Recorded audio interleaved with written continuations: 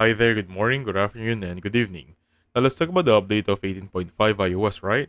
To make sure I'm updated, go to settings and you should looking on software update. Now once you're here, it says iOS 18.5 is up to date. That means we have the latest version of iOS. That being said, what does technically 18.5 give? The first thing you notice is that it has a bunch of things new in the iOS 18.5.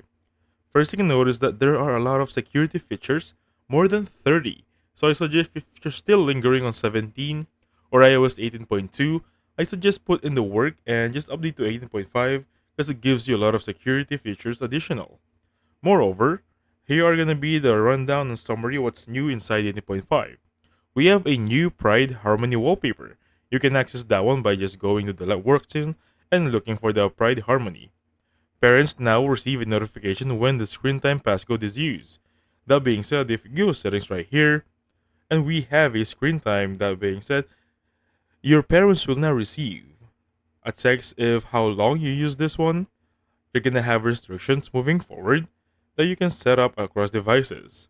That is actually really good because sometimes kids really use a lot of phones. And also, there's a buy with iPhones available when purchasing content. There's going to be a fixes an issue where the Apple Vision Pro app may display black screen.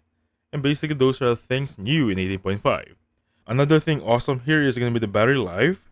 If you go on the battery right here, you'll notice that's really good, especially if you're on that battery percentage in lower power mode.